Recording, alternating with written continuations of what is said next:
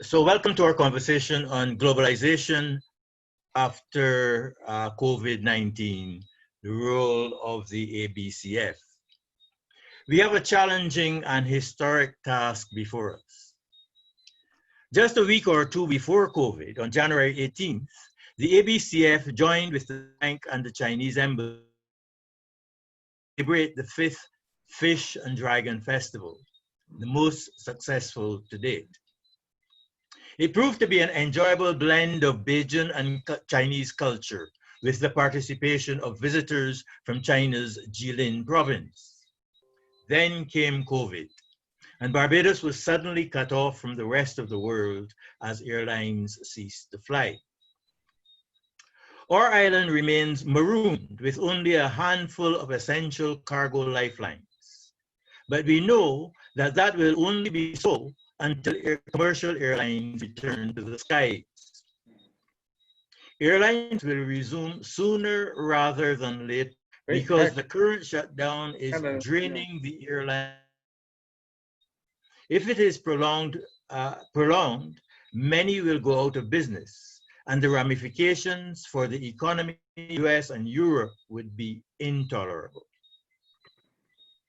When airline travel resumes, we will find that the priorities for the revival of the Barbados economy and for our relationship with China remain the same as they were before COVID. We will still need to import most consumer products, as well as most of the inputs, materials, vehicles, and equipment used in production and in the service industries. And China will continue to offer best value for money on a vast array of consumer items we import. And made in China labels will be no less common than they were before. Throughout its history, Barbados has prospered through its commercial connections with the wider world. And that continues to be the case before and after COVID. Just to admit a couple of people.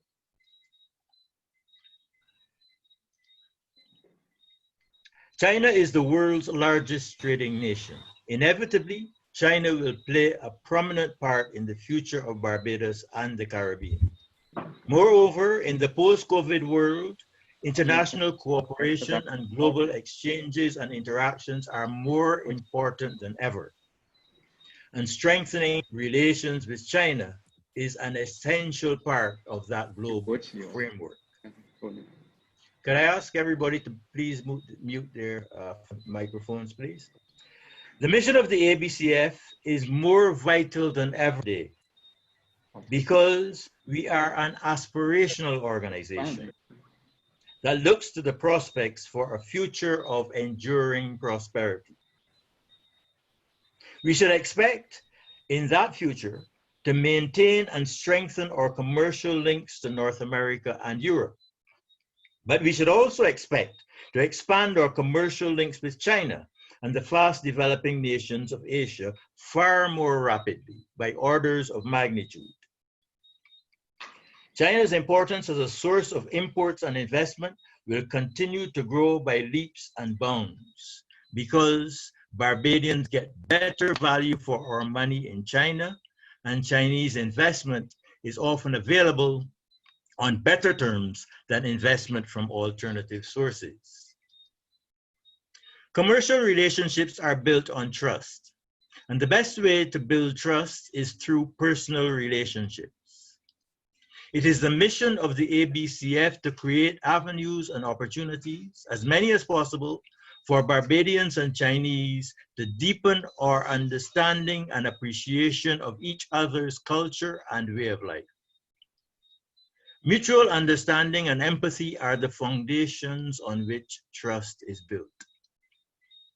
The reason our work in the ABCF and that of the Chinese Association, the Returning Students Association, and the Confucius Institute are so important right now, is that right now we are swimming against a raging tide of inwardness, reflected in the public actions and the media.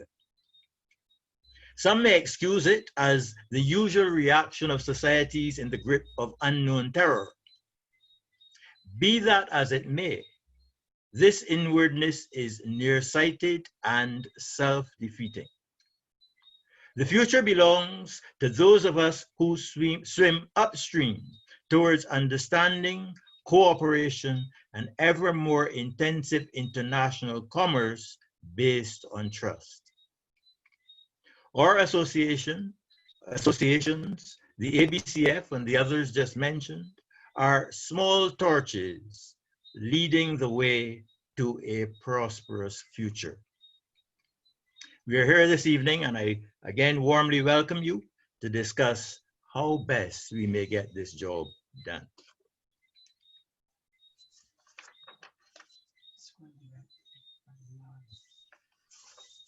Where is my cheat sheet? Okay, so let me now just make a few housekeeping requirements. Actually, no, before I do that, let me introduce Ambassador Yan, the Ambassador of the People's Republic of China to Barbados. And Ambassador Yan has some welcoming remarks for us. Ambassador Yan.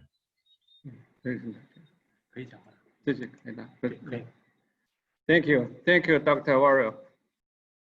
Good evening, everyone. Good evening to all the members of the ABCF, and also good morning to Ambassador Jackman. You're from Beijing. Dr. DeLisle Worrell, President of the Association of Barbados-China Friendship. Your Excellency François Jackman, Ambassador of Barbados to the People's Republic of China. Dr. Chelston Brathwaite, Vice President of the ABCF. Mr. David Barbados, Vice President of the ABCF. Dr. Che Leon Corbin, President of the Barbados-China Returned Scholars Association. Mr. Christopher Albert Lee, Public Relations Officer of the Chinese Association of Barbados, and all the other members of and the guests of ABCF, Bob Ados, Deborah, Rosanna, and all the other friends. Good evening. It is my great pleasure to attend this virtual panel organized by the Association of Barbados-China Friendship. First of all, please allow me to extend our heartiest congratulations to Dr. DeLisle Worrell, Dr. Chelston Brathwaite, and David Barbados, and other members of ABCF for the first anniversary of the association last month, and the achievements that the association has already made during the past year. I really regret that we cannot have face-to-face celebration for the association's first birthday due to the coronavirus. But today's panel provides us one excellent opportunity to together discuss how we further enhance this association and help the association to navigate in today's globalized world. Ladies and gentlemen, His Excellency Xi Jinping, President of the People's Republic of China, stressed in his written message to the high-level video conference of Belt and Road International Cooperation, which was held recently, that COVID-19 has made many things clear to mankind. For one thing, all nations have their destinies closely connected, and humanity is in fact a community with a shared future, be it in taming the virus or in achieving economic recovery. Humanity cannot succeed without solidarity, cooperation, and multilateralism. The right approach to tackling global crises and realizing long-term development is through greater connectivity, openness, and inclusiveness. It is in this spirit of solidarity and cooperation that China and Barbados have enhanced their friendship during the pandemic period. Earlier this year, His Excellency Xi Jinping and Honorable Prime Minister Myanmar Motley wrote to each other, showing their solidarity to fight together against the virus. China has mobilized the most needed medical supplies to Barbados, including 57,000 surgical masks, 15,000 N95 respirators, 8,450 surgical gloves, 5,030 medical goggles, 5,000 medical gowns, 3,000 swabs, 1,536 test kits, 250 non-contact infrared thermometers, and 3 ventilators, which are from the central government, the local government of Hunan province, and the companies like Alibaba Group and China Complot, which is the contractor of the Semlords Hotel Castle project.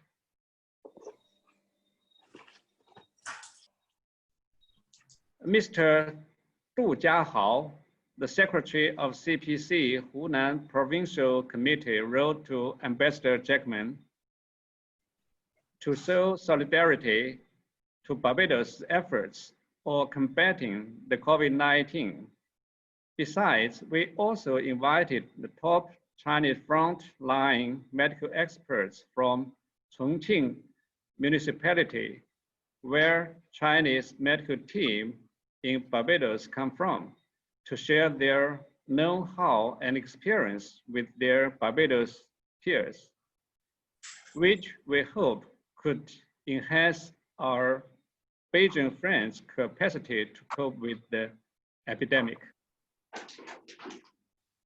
I would also like to take this opportunity to thank Dr. Worrell and the association for your support to Chinese people's combat COVID-19, well showed in Dr. Worrell's letter addressed to the President of Chinese People's Association for Friendship with Foreign Countries, that is CPAFFC. Ladies and gentlemen, People-to-People Board is the foundation for two countries' diplomatic relations. And one of the best ways to enhance the country's level partnership is through personal relationship. I believe this is where the ABCF advantage lies. And this is where the association's vitality and dynamics come from. The Embassy of the People's Republic of China in Barbados will continue to support the association in this regard.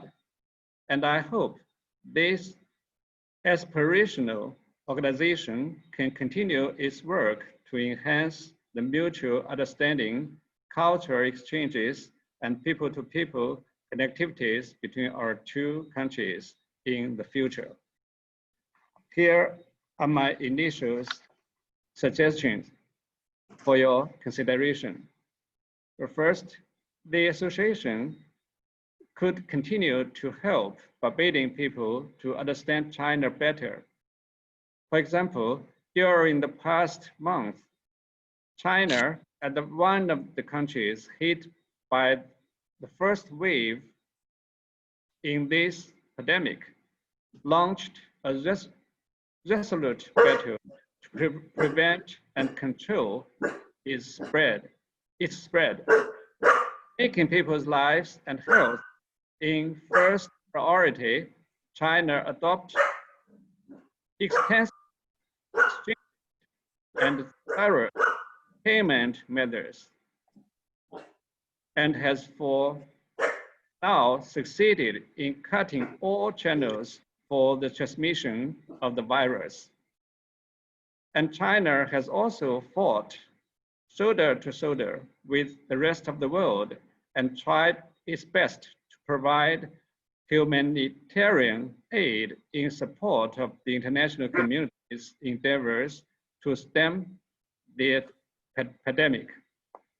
There are lots of good stories that association can share with Beijing people and make Beijing friends know better about China in this battle pandemic. And we can also take this recent national security legislation in Hong Kong, special administrative region of China, for another example, which draws lots of attention globally. This legislation process is strictly in line with China's constitution and the basic law of Hong Kong.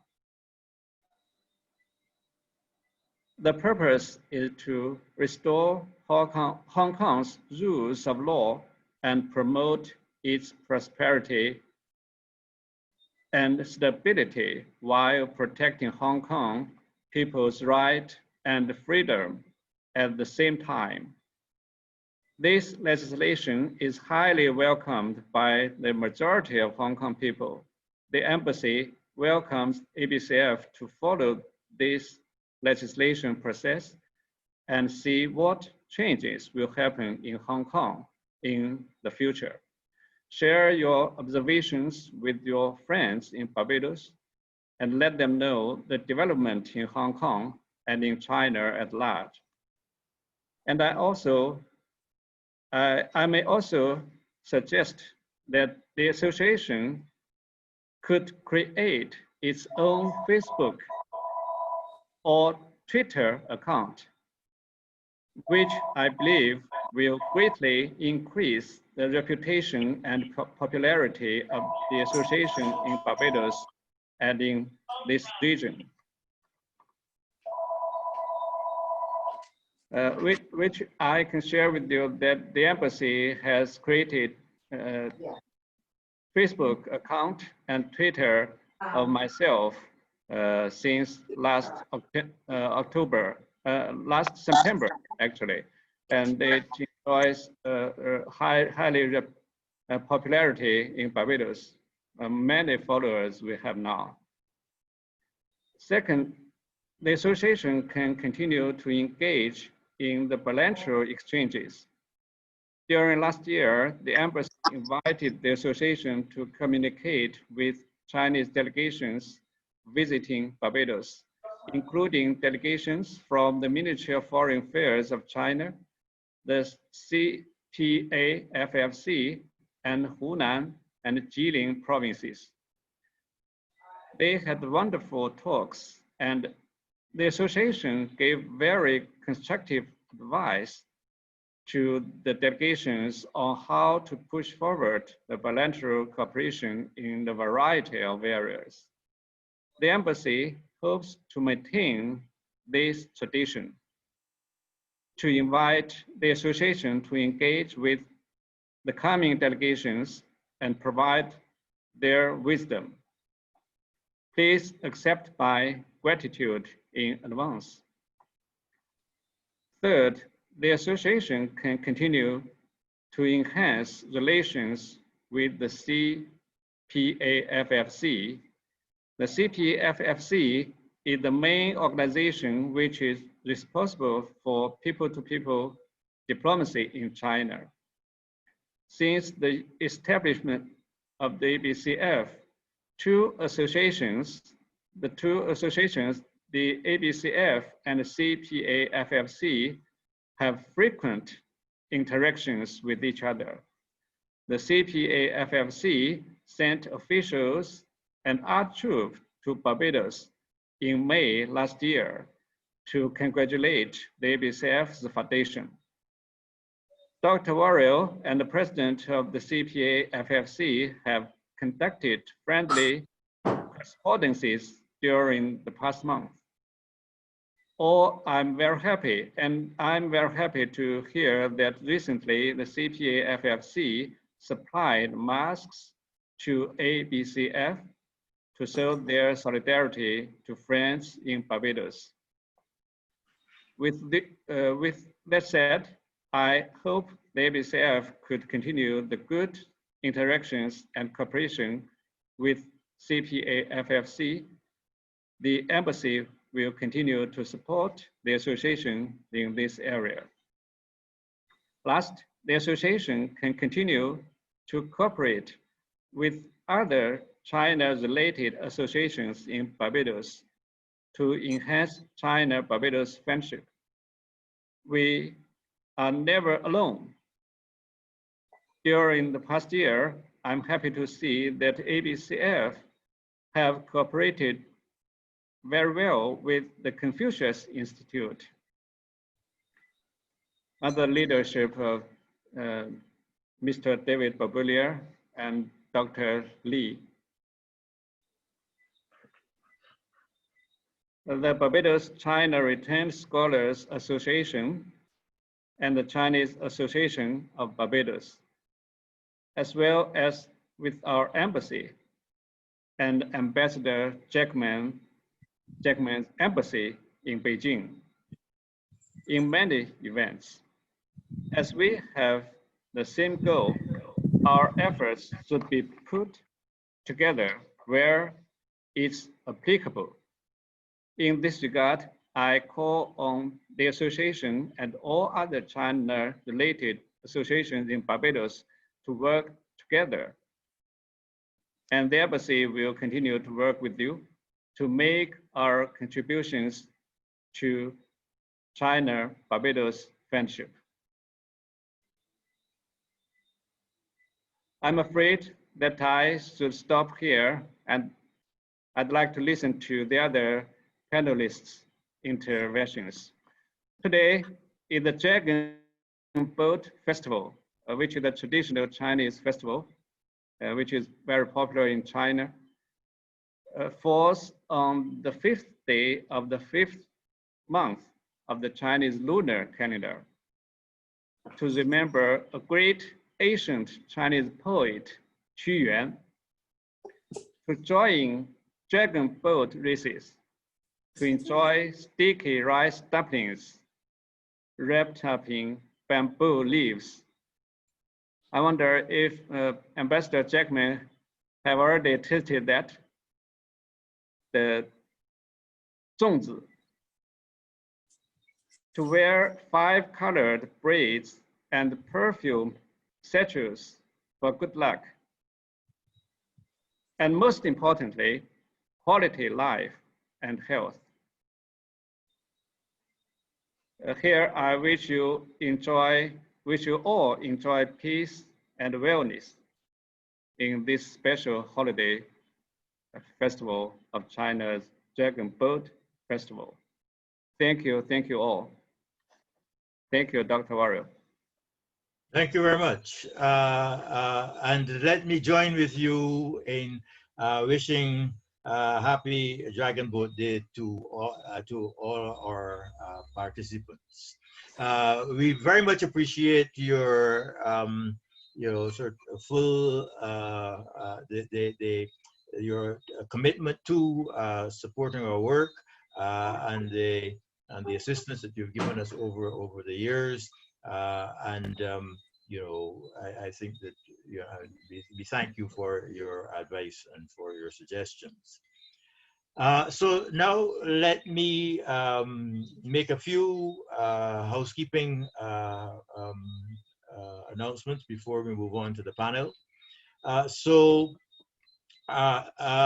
will introduce the panel next, but and I will give them each 3 minutes. 3 minutes is not a lot of time. So I urge you to be very economical. If they wish to make an opening remark or two. Then we're going to spend about 30 minutes, half an hour, discussing some questions that I will put to the panel. Questions from the general audience, because we have been so, we have had such an enthusiastic response. I'm asking you all to submit through the chat. We will make a note of them, and you can do that at any time. And then in the second half hour will be devoted to putting your questions to the panel.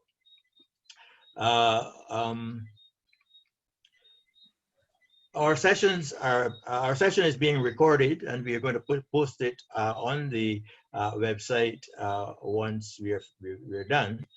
And the program, together with the CVs of all the participants, also appears on the website.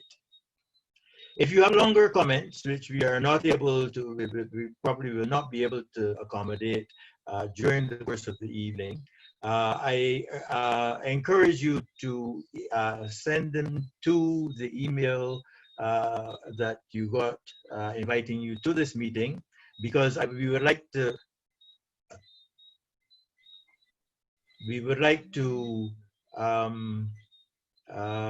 offer you the opportunity to consolidate them into some consolidated set of comments, which we will post along with the record of this meeting.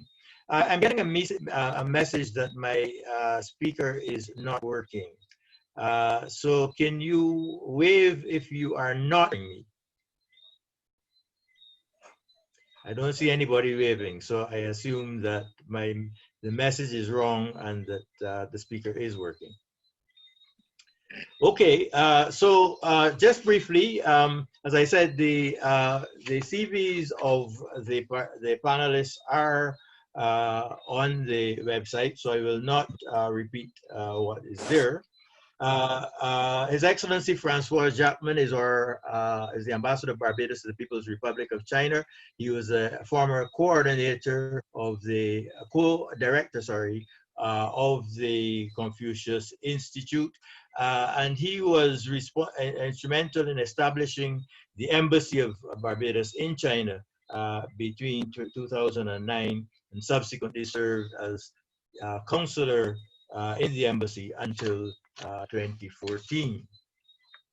Dr. Chelston Brathwaite served as Barbados' second resident ambassador to the People's Republic between 2014 and 2017. He has served as director of the School of Agriculture of the St. Augustine campus of the University of the West Indies, and for 8 years as Director General of the Inter-American Institute for Cooperation and Agriculture.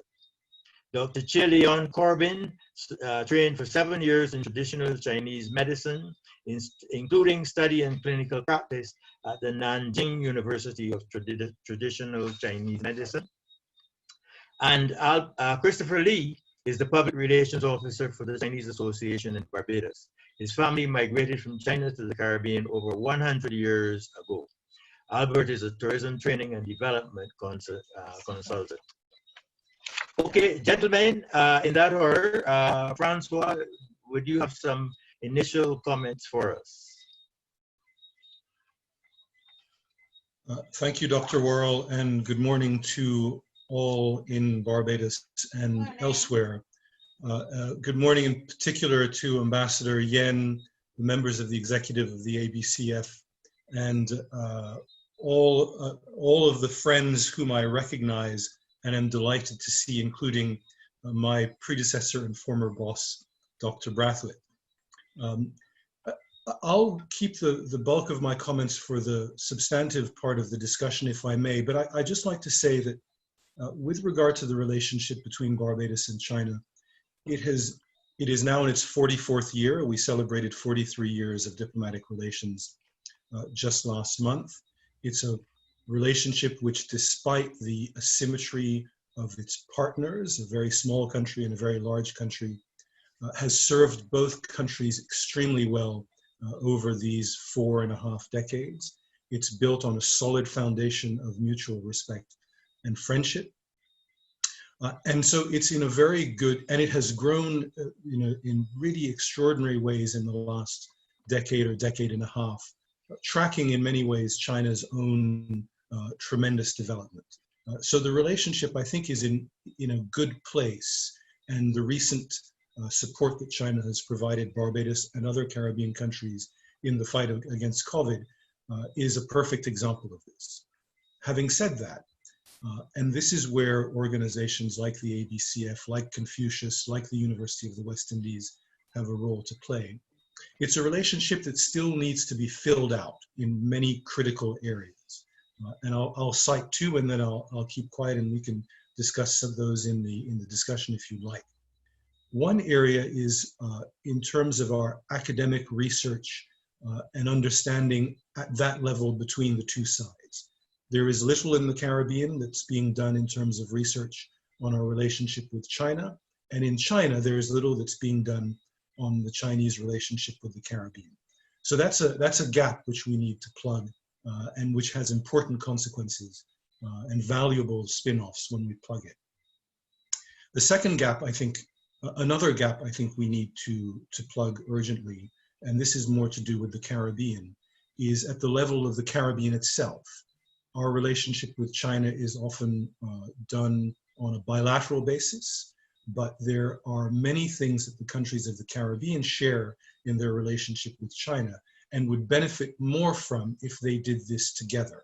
And we have some excellent initial examples. The university's relationship with universities in China is one. China's membership of the Caribbean Development Bank is another. But that regional dimension to the relationship, I think, is one which could really help the relationship mature and move on to another level.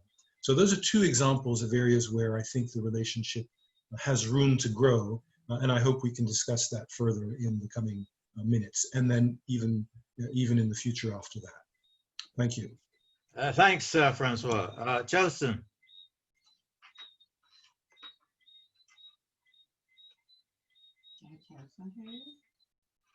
Yeah. Can you hear me? Yes, we're hearing you. Good evening, everyone, and thanks, Mr. Chairman, for inviting me to be part of this important panel this evening. All protocol observed. Ambassador, my colleague, Ambassador Jackman, and all my friends, good evening. Good evening. I am going to take the view that we are talking about globalization in its broad sense. And therefore, when I got the topic, I had to take a little time to go and look for definition of globalization in order that I could put my own comments within that context. In my research, I found out that some people believe that globalization started in 1492, when Christopher Columbus sailed from Spain to discover the countries of the East, and he got lost and ended up somewhere in the Caribbean. Since then, our islands have been called the West Indies. I also discovered that globalization for some is the movement of goods and people. and for others, it's the spread of products, technology, information, and jobs across the world. I found that in thinking this through, that globalization has 5 dimensions. The dimension of knowledge and ideas, the sharing of knowledge and ideas globally, the increase in international trade, cross-border capital investment, the migration and movement of people and skills, the spread of culture, the spread of information, science, and technology. But no matter what definition we use, it is clear that in the last 50 years, our world has seen a significant increase in international trade, the movement of capital and labor, cultural expansion among the countries of the world. I was amazed not so long ago when I saw on television that a group of citizens from Israel were celebrating a day of nationalism and national solidarity. And they were singing in their own language Bob Marley's song, One Love, Let's Get Together and Feel All Right, in Israel.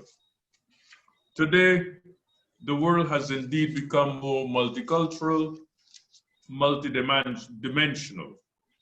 Mexican food, Thai food, Chinese food, Japanese food can be found anywhere in the world.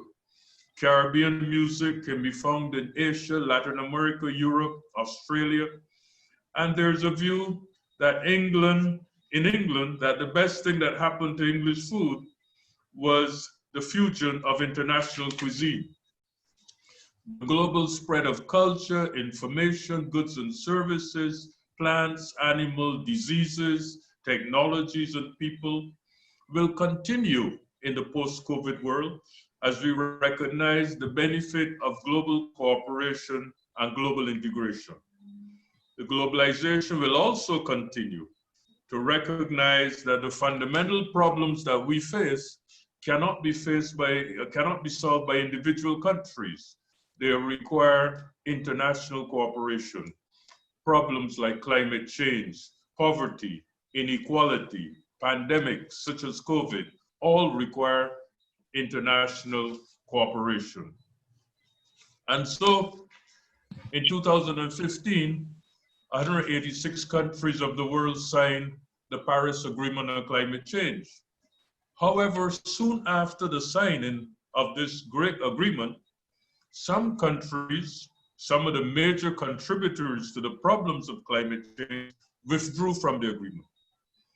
The global cooperation that the world seeks is not going to be achieved by the withdrawal of countries from international commitments.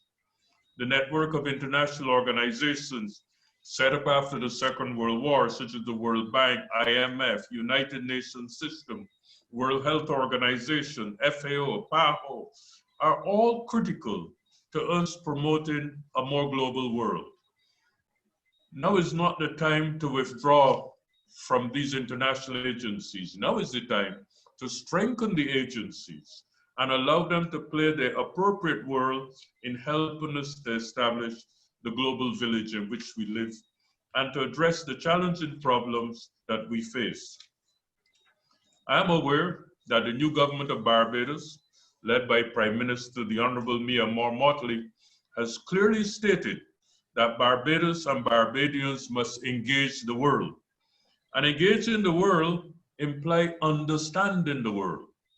Understanding the world implies getting a grasp on language, technology, science, information, connectivity, and all those things that contribute. We must learn a new language. We must learn several languages. And that is where the Confucius Institute and the efforts being made to teach Mandarin to Barbadians become very important in obtaining the objectives set out by the government to create Barbadians as global citizens. We believe that the institutions that we have established have done a tremendous job.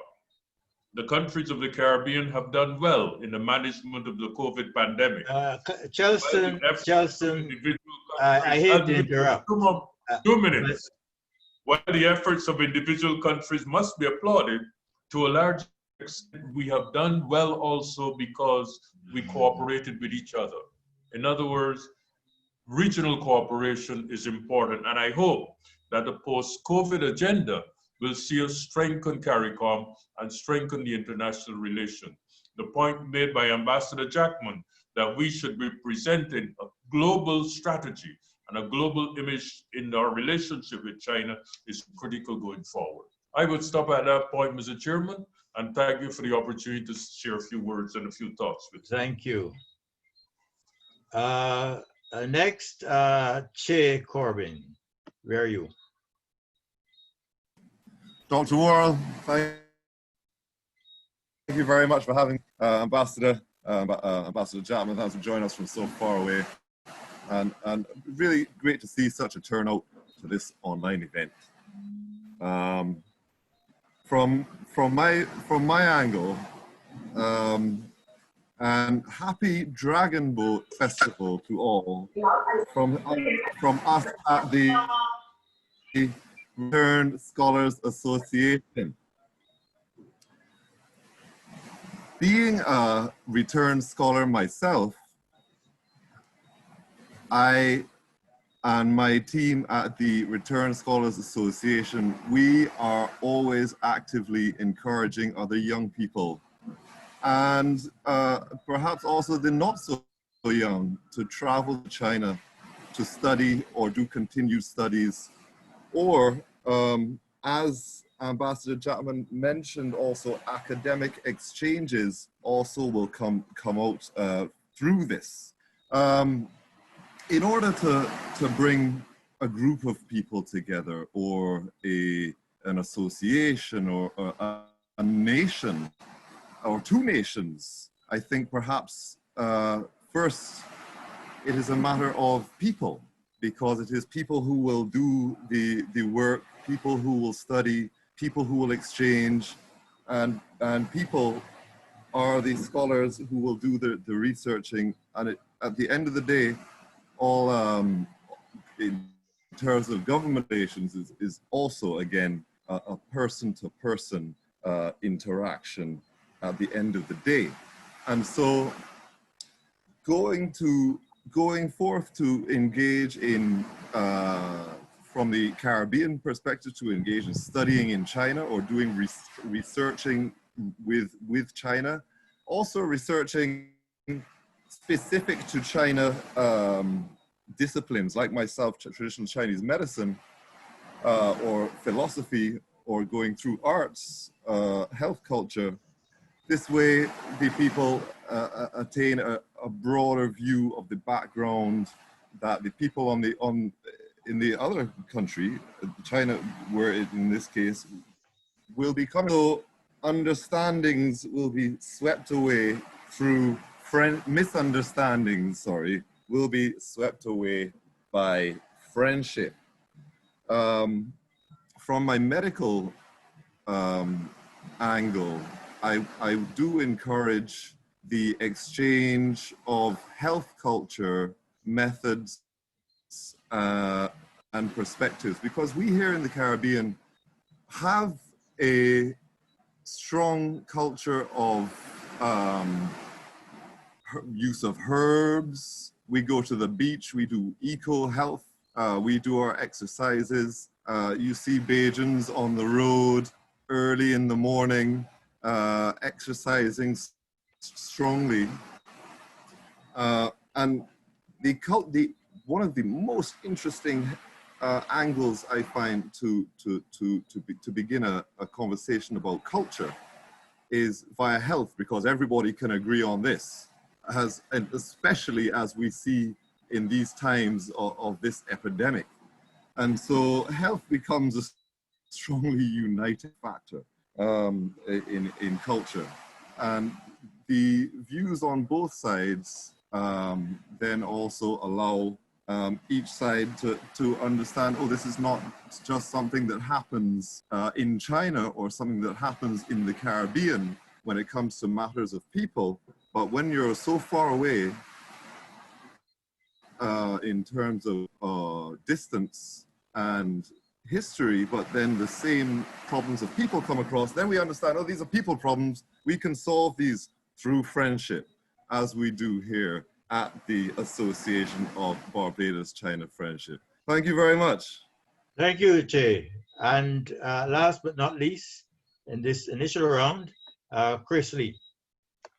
Thank you, Dr. Worrell, and good evening to everyone. I will just keep it short and sweet. I would just like to thank Dr. Worrell for allowing myself, as well as by an extension, the association to participate in this panel discussion, because we are excited to be able to share from the perspective of the local Chinese community, because we believe, as Dr. Corbin would have said, and a number of our panelists, that it's through these types of discussions, through the understanding and cultural cooperation, that we can begin to see where the opportunities lie to strengthen the Sino-Barbadian and by extension, the Sino-Caribbean relationship. And with that being said, we are ready to go for this discussion. So thank you very much. Thank you very much, Che. And as a reward for being brief,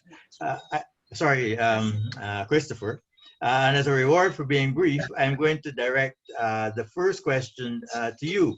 Okay.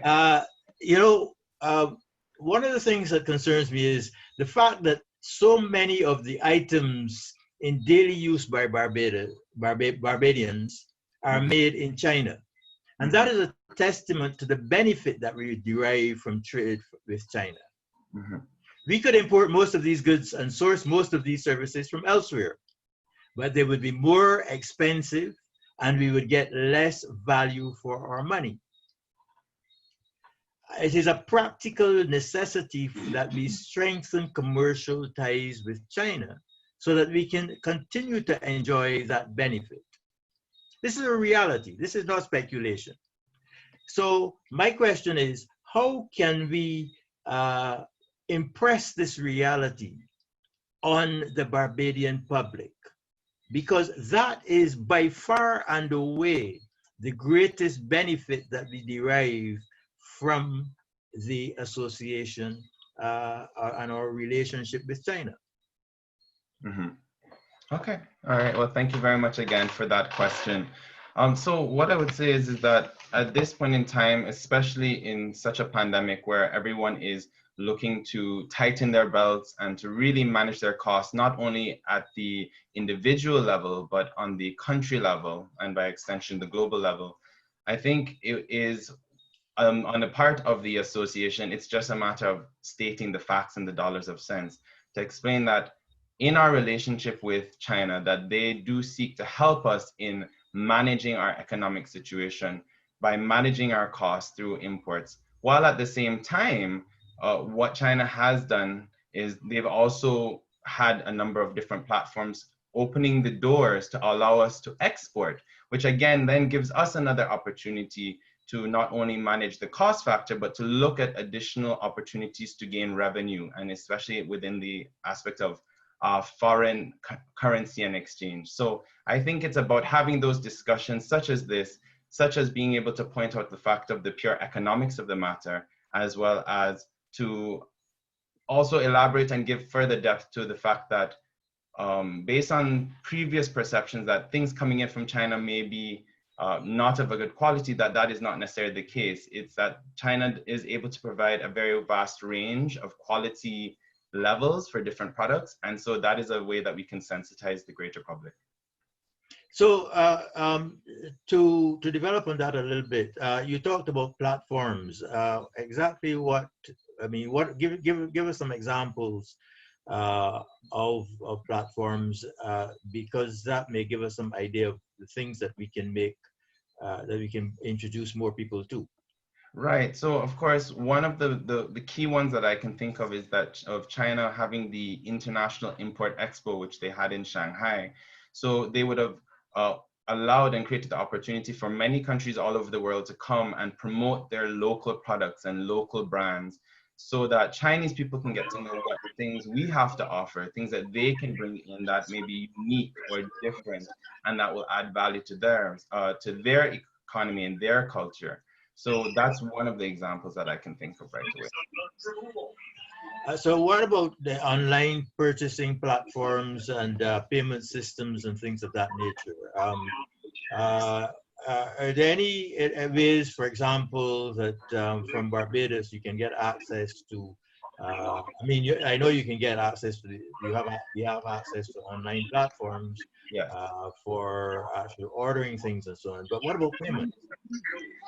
Well, right now, I think the payment situation is a bit difficult, and I know firsthand that Barbados is working on that just to access, to make it easier to access online payment, but that is something that will take time. China, of course, has already developed and has a pretty sophisticated system in place, and in certain places in the world, such as Los Angeles, Toronto, where a lot of the Chinese diaspora go, they do allow Chinese people to access WeChat. But in terms of the ability for Barbadians and Chinese to do across, they would have to use the more traditional platforms of the banking sector and wire transfers and so forth. Thank you. Francois, the issue of travel and study. I'm arguing that there is no substitute for travel and study as a way of deepening understanding between individuals. I had a conversation with Christopher this morning, and I was pointing out to him, we were agreeing actually that you know, with all the communication that we have and so on, there is no substitute for actually visiting China to understand the context in which all these discussions continue. Because without visiting, you have no idea of the vastness of China and the range and variety of activities within that country. So the question is, how might the ABCF promote, I mean, we already have travel and study opportunities and so on, but how might we promote greater interest in travel, and how might we broaden the range of interest in study in China? DeLisle, if I may, before answering your question directly, I'd like to make a brief comment on the commercial aspect you were discussing with Chris before. By all means. And to say that in addition, there is a policy response which has to be, I think, made. And here it's, again, coming back to the point I made in my original, in my opening statement, it has to be a regional policy response. And that policy response is to create, as we have with all of our other major trading partners around the world, a legal and policy framework in which the trade occurs. So with the European Union, we have an economic partnership agreement. With the Canadians, we have a preferential trading arrangement. With the Americans, we have the SIBIRA. With the Brazilians, we have a partial scope agreement. With the Dominican Republic and Cuba, we have trading arrangements with all of our major trading partners, except China. And this is anomalous because you know, there's the history and there's a tradition. It would be quite a departure for all parties to do this, but there is right there a gap again in the relationship which needs in time to be filled. And once it is filled, once there is a more coherent regional policy and legal framework to regulate and encourage trade of all kinds, I think that will also encourage both parties, both sides, to trade more. There are obstacles to doing this, but that's the business that we're all in. We're in the business of identifying the obstacles and getting past them. So I think in terms of trade, there is a broader policy framework, broader policy response, which one day will lead us to a place where there is, let's call it a Caribbean-China trade and economic cooperation agreement, which will stimulate and regulate the entirety of the economic and commercial relationship at a policy level. So briefly to come to your point about travel and study now, I couldn't agree with you more that there is nothing like being there and seeing it for yourself. Before I went to China for the first time in 2008, I'd been in the Foreign Service for already a long time, and I thought that I was a fairly knowledgeable person about the world. And then I went to China and I thought, oh, right, you know, I had not seen, understood, perceived, intuited this universe of China, and to be broader, of Asia in its entirety, which is really seen through the Western media, the Western channels, through a very limited set of perspectives. And so there is, I agree, no substitute for travel and study. And the Returned Scholars Association, that group are really the people in Barbados and their counterparts in the Caribbean are frankly those amongst us who know the most about China, who understand it best. And they are an invaluable resource in shaping the future of this relationship in a balanced and mutually beneficial way. And they have in their hands, I think, one of the most important keys to further developing this relationship, which is the contacts, the friendships, the connections, and the relations that they have with their home universities, with the associations and friendships that they made in China. These are force multipliers, which associations like the ABCF, with the support of the two embassies and the two governments, can help to develop, to increase the opportunities for Barbadian and Caribbean people to see with their own eyes what are the opportunities and what are the contours of this relationship between the two sides. And of course, conversely, it's important as much as we can to bring our Chinese friends to the Caribbean and to Barbados, because they face the same challenge of limited awareness that we do. And they too, when they come here, and our friends from the Confucius Institute who've traveled from China to come and live in Barbados, and others, when they come to the Caribbean, they see that it is not the Caribbean that they might have heard of through the lenses that they had at their disposal when they were in China. So these people-to-people connections really can produce force multipliers in terms of creating more opportunities for travel and study. The governments will do their job. They will create the MOUs. The ministries of education will do that as well. The University of the West Indies has developed some really innovative partnerships with universities in China. But I think it's the people-to-people level that these almost sometimes serendipitous opportunities can come up to increase the awareness on both sides. Thanks, Francois. And Che, I think that gives you an opening. So, maybe you can say something about the Returning Students Association and how we can work together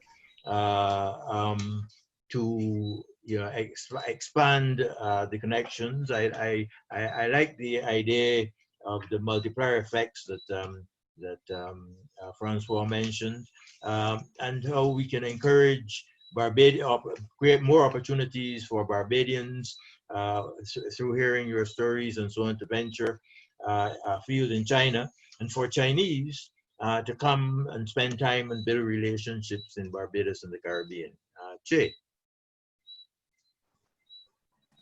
Thank you very much, Dr. Worrell. Thank you for your encouragement, Ambassador, from the Returned Scholars Association. We are highly encouraged, and indeed, many of us returned scholars are highly motivated too in making our relationships developed while being in China work.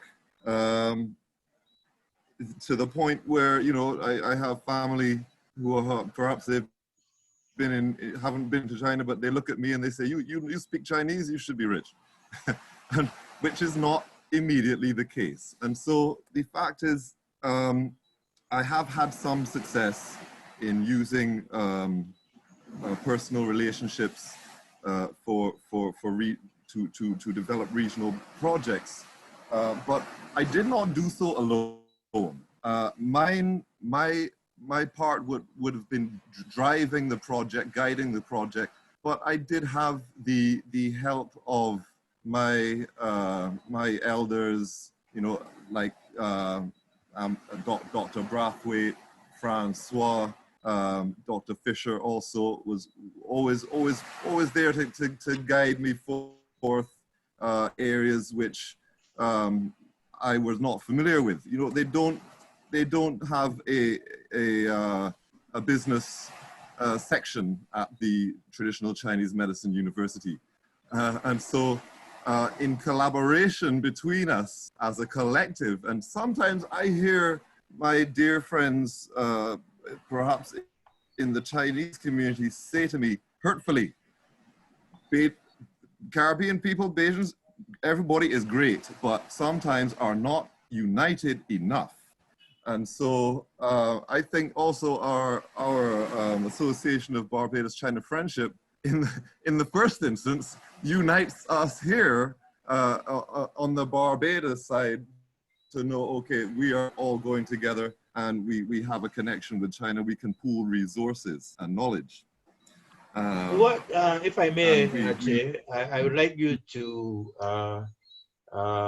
comment on perhaps is the aspect of personal linkages, you know, sort of links with the people that you studied with and the university where you studied, you know, and how we can, through the associations,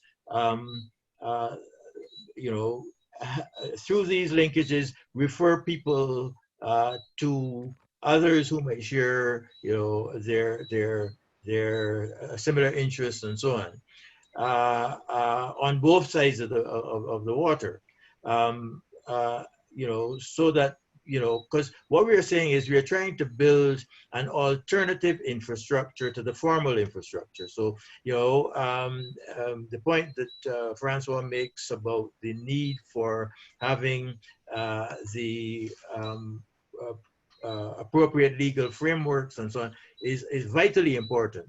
But I'm saying that equally important, remember, we are mixed societies, you know, where the private sector drives a lot of the initiatives. So you have an association of citizens like the ABCF. How can we use your contacts, and how can, you know, through our website, through whatever, you know, we create that multiplier effect by opening new avenues to people to share the experiences that you have had. And I'm going to ask Christopher also to comment once you're done. I had the distinct pleasure last year also of attending the China International Import Expo, and my presence as such, when interacting with in this expo, as it would be, is condensed as if you were living. If you're living in China, you're there for a long time, you can meet people slowly. But if you have no idea of developing such relationship, also it's hard for people, you know, let's say business people on the ground in China, for example, to then say, okay, great, this is a great, okay, if you're you know, have a great personal relationship, then they might encourage you, well, hey, you should think about doing some business. You should think about what we can do together. What can our countries do together? But otherwise, as a student, one has to also keep that in mind, so that while you're studying, you're also thinking about how you're going to develop with this. Then also there is the aspect of financing. So personally, for example, I've got all the knowledge and skill ready to start my Chinese medicine pharmacy, but I don't think that who who is willing to invest in a Chinese medicine and pharmacy from the Barbados side. I think perhaps some kind of framework might be put in place that there can be some injection from China's side to support the Caribbean, then to go back to China as well. So the international import-export really left an impression on me too. Chris, you mentioned it, and because while I was there, I realized that if we had products ready to sell to China and get out of the mentality of made in China and start making things for China, there's a market there which will swallow it in a matter of minutes. But to develop such production in the Caribbean on our own might be too slow. And so this integration from both sides is going to be necessary, in which case too, so important, Ambassador Jackman, you mentioned also for Chinese students to come to the Caribbean and be familiar with the Caribbean, because it's that familiarity in the first instance that allows a person then to go into a next stage of any discussion of any business at all. If you have this familiarity, you can have trust, and if you have trust, you can succeed in anything. So that would be my Okay, input on so, that. I we'll think get back to relationship building. Yeah, But to the finance trade too. aspect. But Christopher, can I ask you to offer some comments on the relationship side of things? Certainly, I'm more than happy to And also maybe talk a little bit about culture and how we can strengthen the cultural links as well. Well, I think that Ambassador Jackman really hit the nail on the head when it came to the people to people, and then in addition to what Dr. Corbin said, the one thing that the ABCF, as well as some of the other organizations that are present here tonight, is it allows us to really make a multi-layered and multi-level approach, going from, as you would have said, the formal level all the way down to the more organic level, which is the students and so forth, because everyone really has a unique role to play. Each one of us here, even in this panel, would bring a different perspective, whether it be from a political side, from the private sector side, and also from the student and working professional side. So I think it is through having these types of discussions and understanding these different perspectives and working on that in that multi-layer approach and multi-level perspective, that it can help us to, first and foremost, educate both sides of both respective parties, the Caribbean and China, on such things as our culture, our practices, especially as it pertains to business practices and etiquette. And then that will help to open up the gateway more to more effective and more harmonious relationships, both on the personal level as well as the professional level. If we were to dive in a little further into the cultural aspect, that is really how it's organically developed. It's through, as you would have said, and Ambassador Jackman, it's through going and visiting. It's through having these exchanges. It's through having these discussions. And the quickest and most effective way I can think of at this current time is continuing to use the online platform, which is very cost effective, and also because we all have our necessary contacts to bring us together to understand each other's point of view. Fine. So that's the aspect that I want to spend a little more time on now, and maybe because on culture. You see, because we're making this song like work, right? Cultural links and stuff like that. It sounds all academic, but let's talk about food, for example. I mean, we've done some things with our magazine. The Confucius Institute has done some things and so on.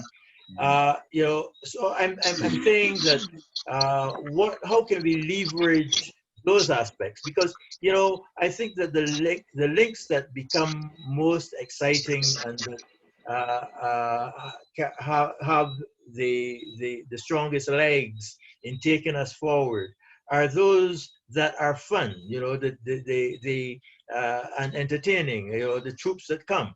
I mean, those are the bases that create good feelings and so on about you know, and that creates a fellowship on a personal level, which I think is the strongest way to build trust. Correct. I agree. I think that we are off to a good start. As you would have mentioned in the beginning of the panel, we have the Fish and Dragon Festival.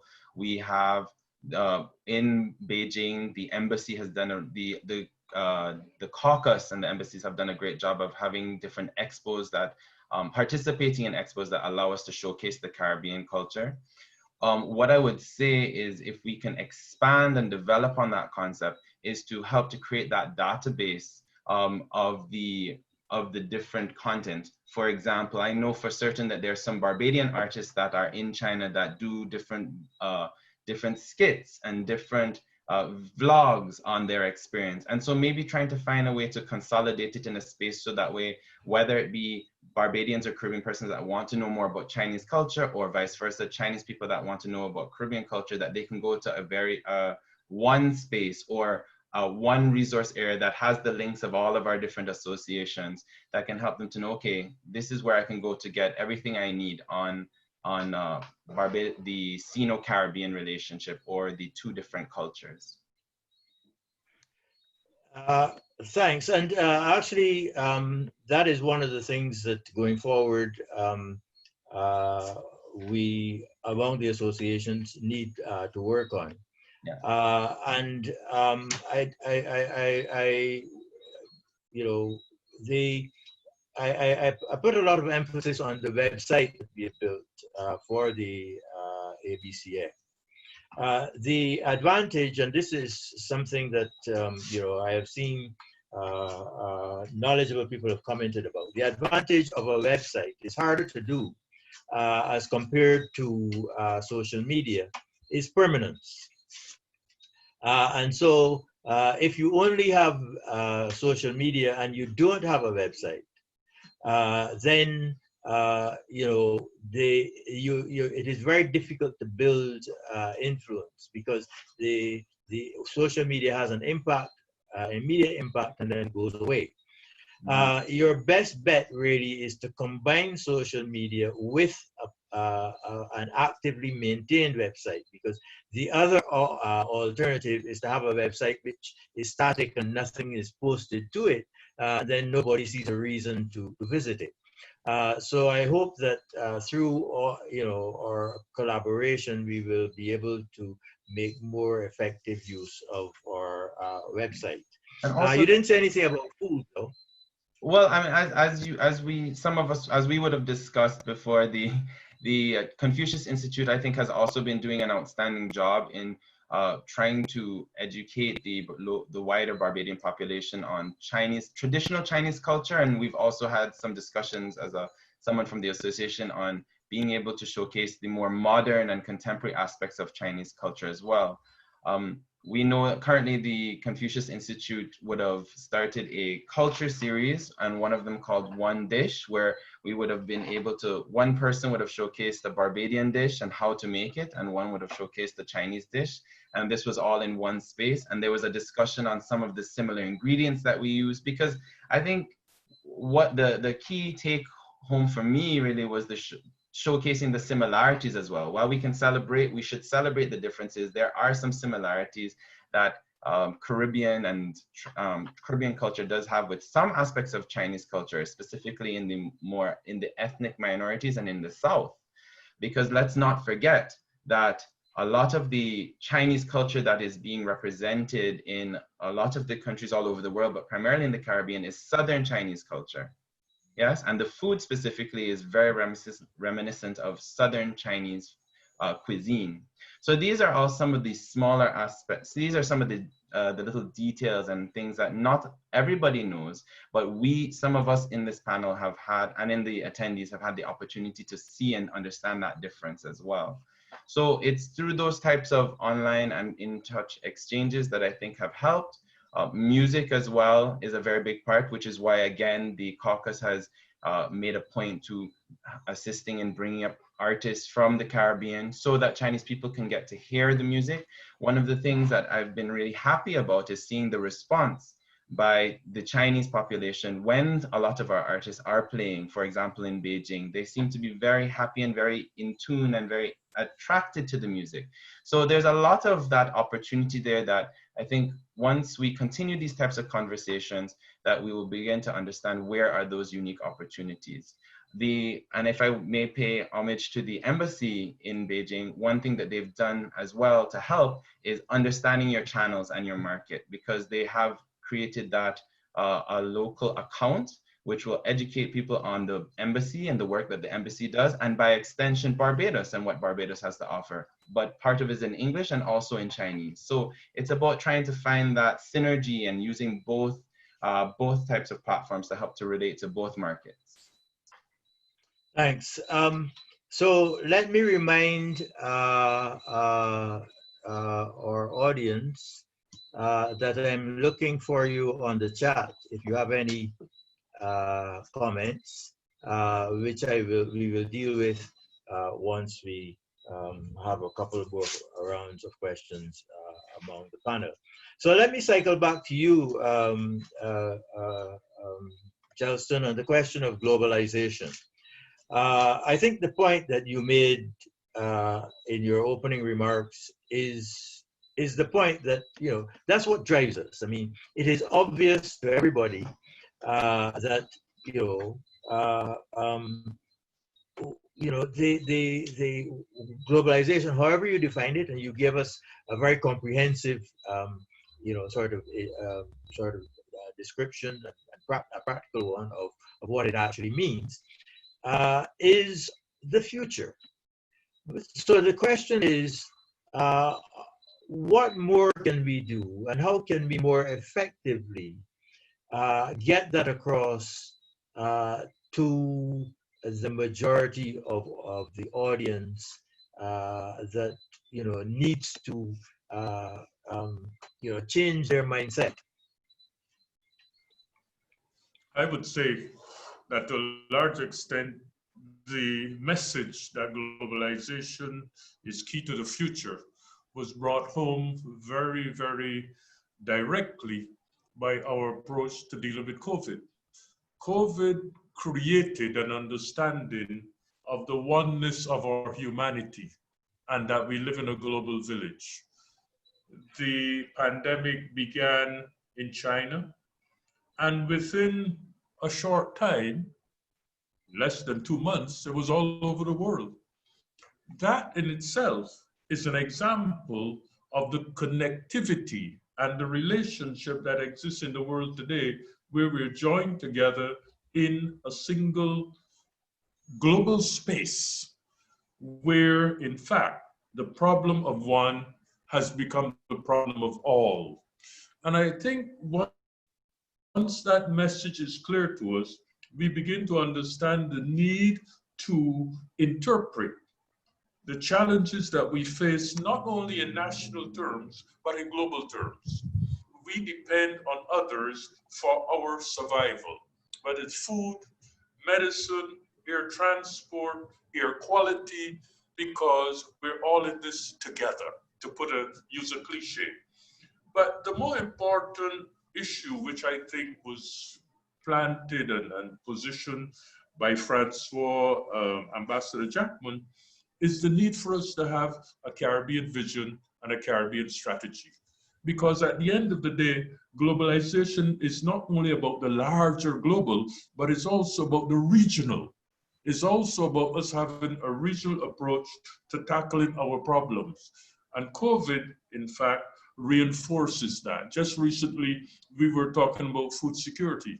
And we're talking about food security, not that each country in the Caribbean will be self-sufficient in food, but that together, working together, we can help each other because we have different strengths, different capacities, different areas of land, different climatic conditions, and together we can solve the problem. And so I think more and more we are going to see the need to work together to solve the global problems, whether it's poverty, climate change, food security, etc., etc. Let me just mention one thing with respect to the whole idea of a better relationship with China and understanding Chinese culture and Chinese norms.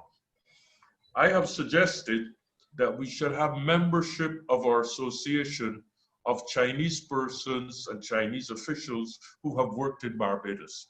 And I think that this would go a long way to building that bridge of cooperation, building that relationship of contacts, whether we are talking about business, culture, travel, food, whatever.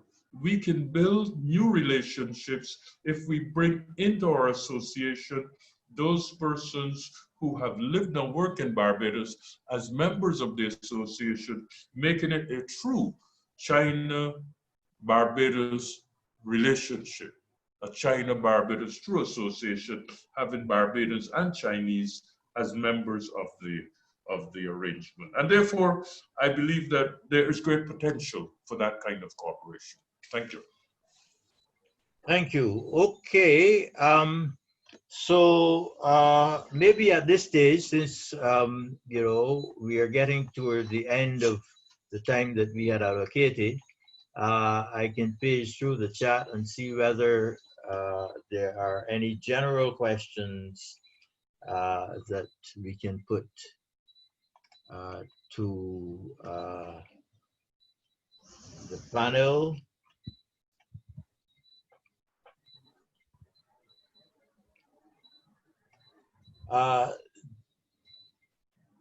There was a question from Trudy about the nature of the trade agreements that we could make with China. But I've suggested to her that she develop that in the form of an email, because I think that that is rather more technical than certainly I would be able to follow.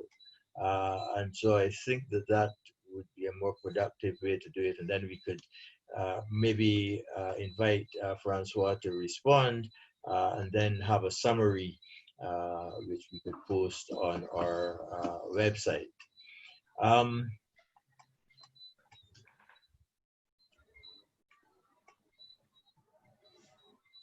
Right, and Roxanne supports Chelston's point about the need for Chinese presence in the association, and that is something that we have to put on our agenda for the future. We have a couple of comments on a possibility, the food and what we've been doing so far, and support for the idea of uniting with the Chinese Association. This is something that I've been discussing with Christopher as well, and going forward, we will work more closely, and in fact, you know, we will suggest to the fellow associations that we meet to structure how we will work going forward to support each other. So Dr. Brathwaite, if I may, because clearly there have been some really great suggestions and comments as it pertains to the Chinese Association and local Chinese persons, I would just like to first say that, you know, we're in recognizing that the immigration of Chinese into Barbados specifically, because mind you, it's very different to Jamaica, to Trinidad and so forth. It's still very young. And so I think that in the more organic and very basic first steps, it's about actually trying to, again, create that dialogue where we see each other and expand that relationship more than where it is right now. I know for certain that a lot of, there's still a lot of persons that the wider Barbadian population that are non-Chinese that may only interact with Chinese persons in the restaurant setting, for example, to get Chinese food, or in the shop in Swan Street. And so, you know, I think that it's by creating these maybe spaces, just conversation, but also activities and spaces where we can try to get to know each other, as Dr. Brathwaite would have said, as people. Because outside of COVID, and in addition to what COVID has done in terms of seeing us all as one human race, that's the same thing. It's what are the connectors that can transcend the differences? What are the things that we can see in each other to say, hey, wow, okay, so you're Chinese, but you also like playing basketball. For example, I know that one of our the Chinese missionaries that is here, David, he definitely integrates very well with the community, and I think he would be a great person to provide that perspective. So that's where I think that we're at right now. I think we're still at a very organic level. I think we're still very much at a level of trying to encourage that interaction, because I still think that there is the need to understand and get to build those relationships on that very infancy and that rudimentary point, so that we can then expand and develop that into something more formal and official. Thank you. Che, I wanted to share some thoughts on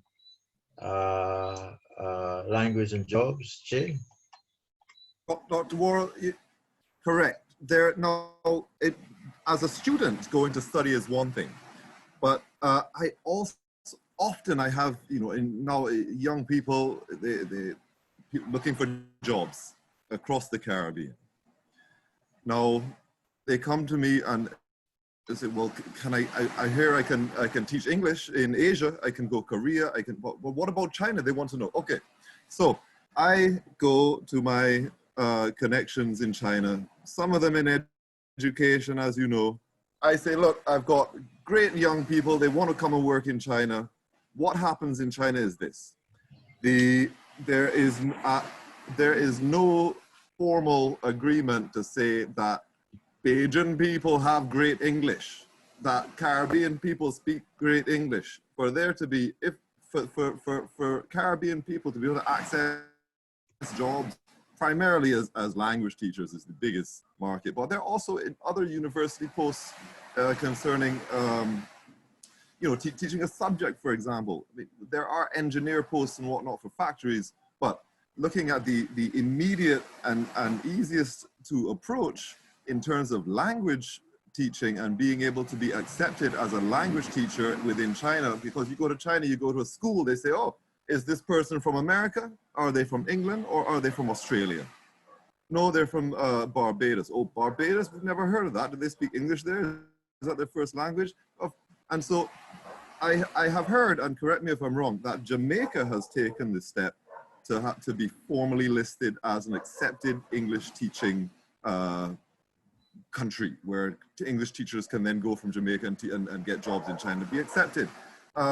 So I would ask, you know, Dr. Brathwaite, François, how far away is that from being a reality as a step that it doesn't require you know, taking on a 7-year degree, 4 years, 5 years degree to go to China, and two, as an English teacher, and you're facing classes and classes of students in China who come to learn English, and they're learning about also at the same time about their English teacher and the person who's teaching them, and it's great opportunity to spread the Caribbean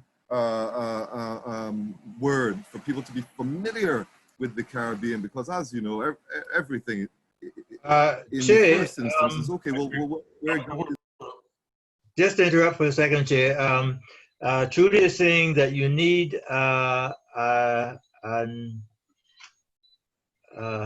yes, you do need these exams to teach, but people aren't good. You're still not going to be accepted as an English teacher if better if you. Oh, okay. English, is the American, Australian. Chelston? Yeah, if I may, I think that we are at the beginning of building a relationship that requires a level of strategy, patience, and commitment. And when I say that, I mean we have to, in fact, engage at different levels of this process. I remember when I was in Beijing, for example, we started to talk to the Ministry of Education about the University of the West Indies. They had no idea that the university existed. They did not know about UWI as an institution at the level of the Ministry of Education. And one of the things we did was to bring to the table, bring to the Ministry of Education, the knowledge about the University of the West Indies as the premier institution for higher education in the Caribbean. That knowledge was not available at the level of the Ministry of Education in China. And those kind of building blocks, we started to talk about the initiative to create the software engineers and a relationship between UWI and China in software engineering. We had to start at the beginning to build the understanding about the university and what it does, how it operates, what is its accreditation system, what kinds of degrees do they offer, and that we also teach English, and that we also teach technology. So there is a stage, there's a structuring of those initiatives and those relationships. And I must admit that the embassy has gone very far in helping to build that relationship, those relationships, but it is all a process. And I'm sure that Ambassador Jackman will agree with me because he has carried on that work to build that understanding of the Caribbean and of Barbados in China. And this is a process in which we're involved. But we have to be consistent and we have to strategize as to what's the best way to do. Thank you. Grace wanted to share some thoughts with us on, I think, the cooperation. Grace? All right. Thank you. Thank you, Dr. Worrell. Thank you. Good evening, everybody. Just now, Christopher told about CI. Thank you for joining us on our One Person, One Dish, which is the very, very interesting cultural club we recently have during the pandemic time. We don't do that before because the pandemic. So everybody stay at home, and one of my teacher, Alex, had such idea. I think it's good.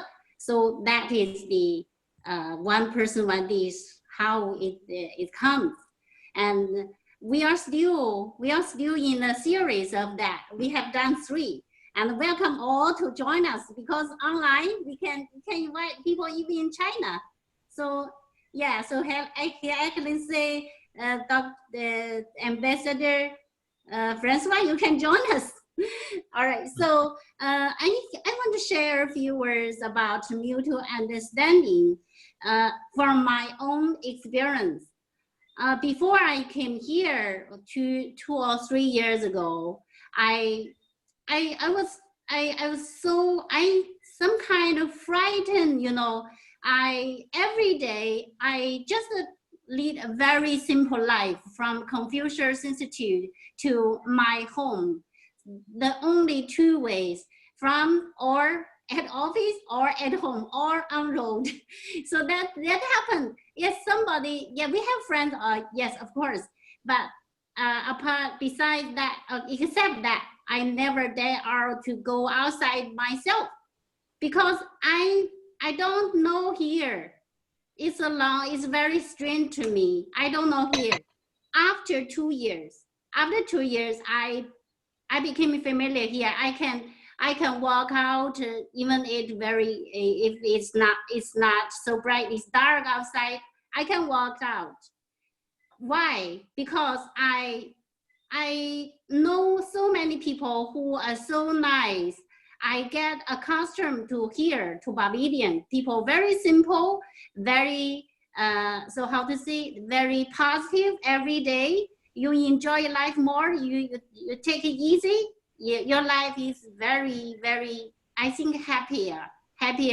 No so much pressure. Yeah, so I love here, I love Barbadian. So why? So it took me about 2 years. For me, I live here I experienced the Barbadian so nice, so good heart, golden heart.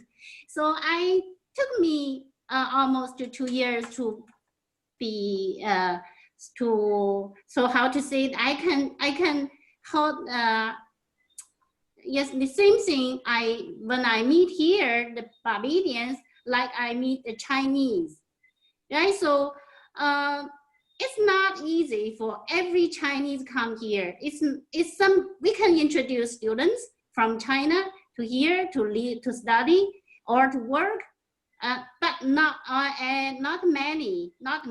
So even we are here, it takes time to understand the another culture, right? So one way is to introduce students, more and more students be here.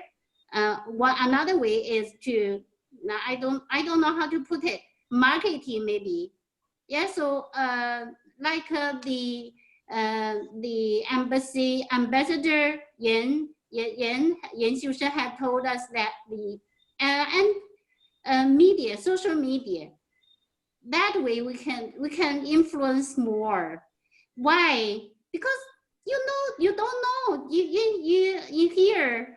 I noticed on the social media many I couldn't say a lot. I could say quite a few Barbadians don't know what happened in China, but they just follow some others like Americans, like the Western, the British, how to say, cliche. The cliche, they have misunderstanding, but they don't know, they don't care what happened there. They just follow the old saying, that saying bad thing to Chinese. All that Chinese did that again. But they don't, the fact is, as far as I know, it's not the case. It's not the case. But how to, because these circumstances are there, I don't know the atmosphere. They're always such old cliche. So I agree with the ambassador Yan Xiusheng that we could share what we see in our own eyes. We know what we know. That one point. Another way I would say, we try our best to do the marketing. Like last month, not last month, June the 9th, the COPL, the School of Law, they have a serious lecture to introduce people how the whole world react towards the COVID-19. So that is serious lectures. They invite me to introduce Barbados situation. I went there. I wanted to introduce the Barbadians, the COVID-19 situation. I was so proud that I told them that we Barbados did a very good job, very good job. I introduced what the government do, how the people behave here every day, every state. Yeah, so the people because we know Barbados people love freedom, but after the emergency thing happened, I think you did it, you make it. So very good job. Just a clarification, Grace. Right. So you did these lectures online? Online. The lecture is online. I join them and I introduce Barbados, all these things. I try my best, but I don't know if I introduce all of the things, the pressure, the measures here taken. But I think Barbados, I know China, I know China, the provinces, every provinces do what they did. I know here. So I experienced Barbadians every stage so during this time, yes. It's okay. So I think we each can try our best to introduce what we have, we know the truth, right? We are the bridge. We act, each person act as a bridge to promote mutual understanding. We will try our best. Yes, and you know you do an excellent job just by your pleasant and My pleasure to do that. I see. With the way that you are with people, so, and that is more effective than anything. So thanks everyone for attending and for your participation. We have gone over our time by quite a bit, by about 15 minutes. So I'm afraid we're going to have to wrap it up here. I have noticed that there has been quite a lot of interest in the language teaching opportunities, challenges there. I think that is something that we definitely have to follow up on. There are a couple of other specific questions that have been put in the chat that I will direct to at the appropriate quarters. And as I say, if you have any further thoughts or ideas, please send me an email. So I'm going to ask each of the participants to give us their final thoughts. I'm being told to remind you, final brief thoughts before we wrap up. Beginning with Ambassador Jackman. Thank you, Dr. Worrell, and thank you all for this really interesting discussion. If I may briefly answer the point about teaching of English in China and the University of the West Indies, before I make the final comments. Barbados is now on the list of countries officially recognized by the Chinese Ministry of Education as countries which are native speakers of English, which allows Barbadian teachers to qualify as native English speakers and therefore to have access to the jobs restricted to that category of people. Many companies and institutions here in China don't know this. So if anyone has an interest in pursuing this, please contact the embassy. We have the documents and we're happy to share them with you. And perhaps I can make these publicly available through the association.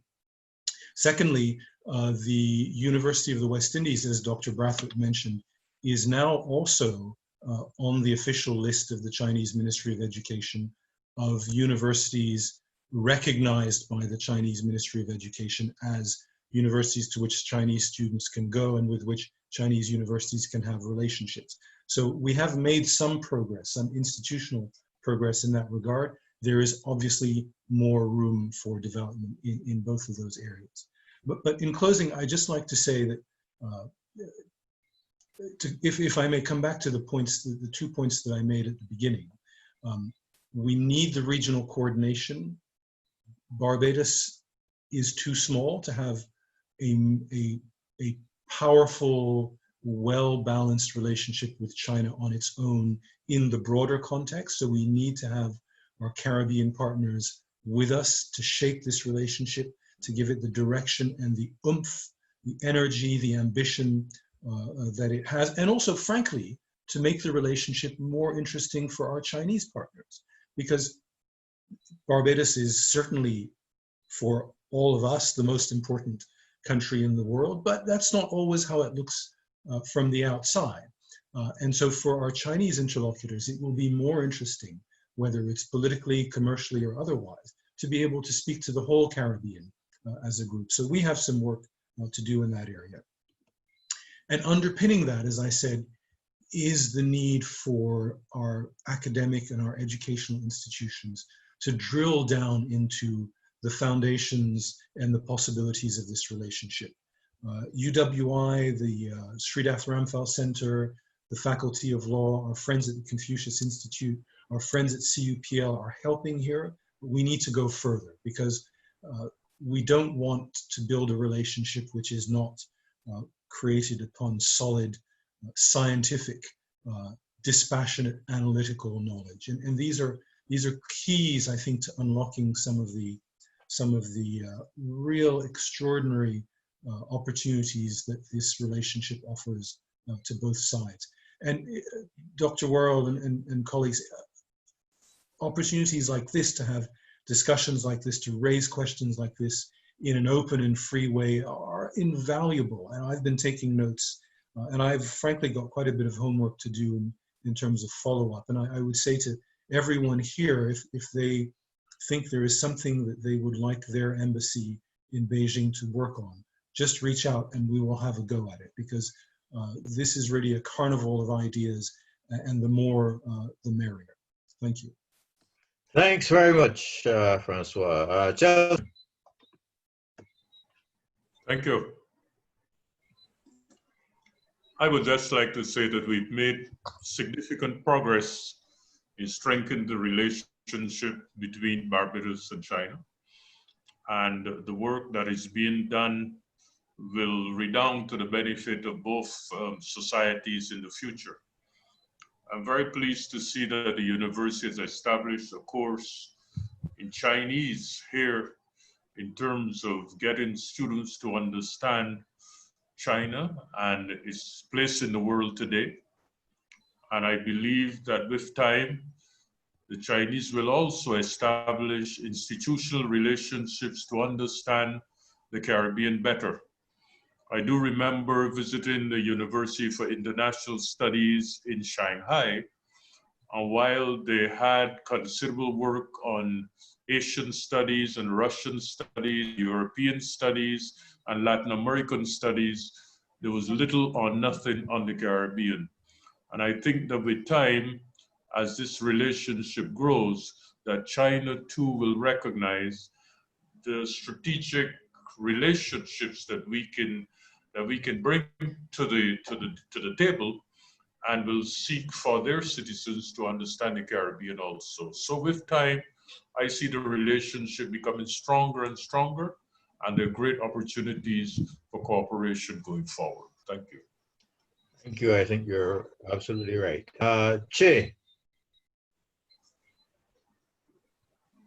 Yes, sir. I think, it's important to remember that there are driving factors for both sides.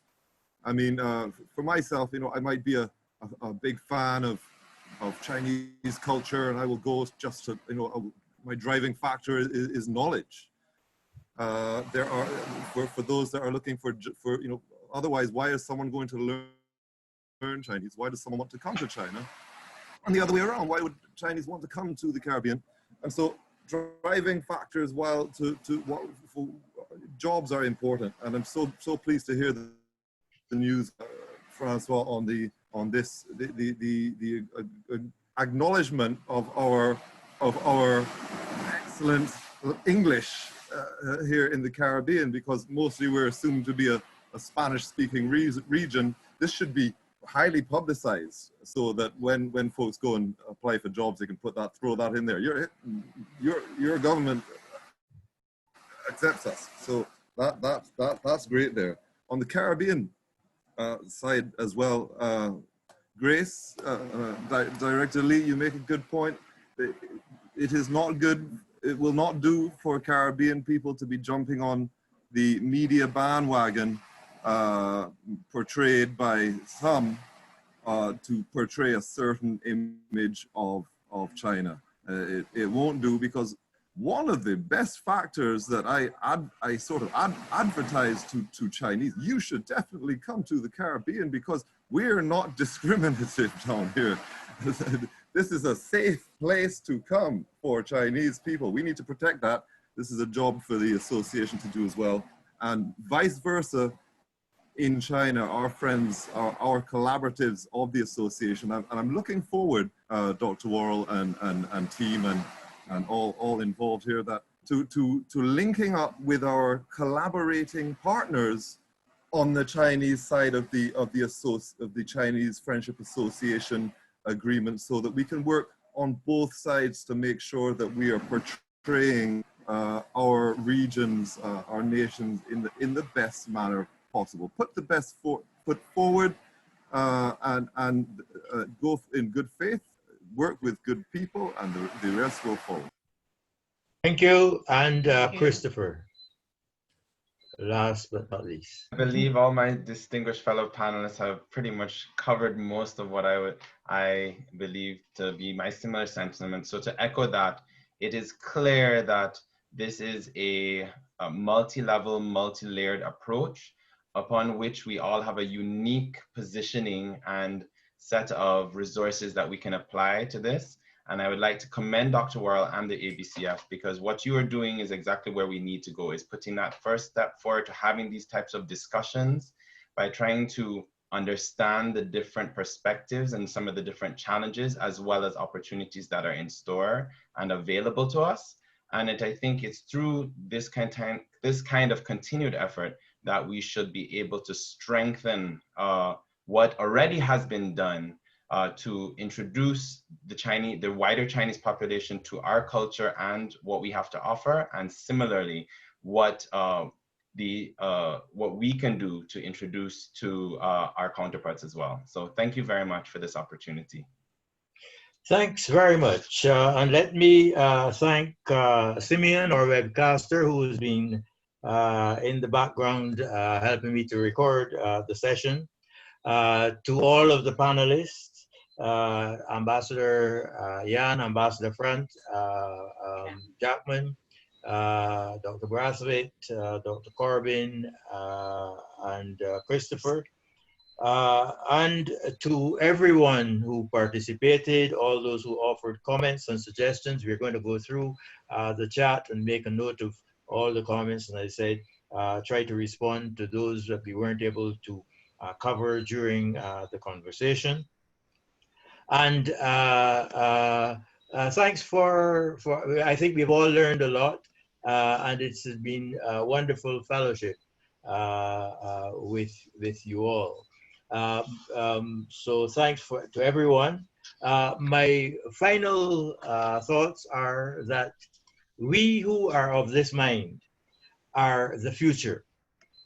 And we have an obligation to pursue paths of cooperation, mutual understanding, empathy, and trust as best we can. The nativists and the anti-globalizers will sooner or later fail, and we are the ones that have to be there to take the human enterprise forward whenever and however that happens. Thank you all. Good morning and good night.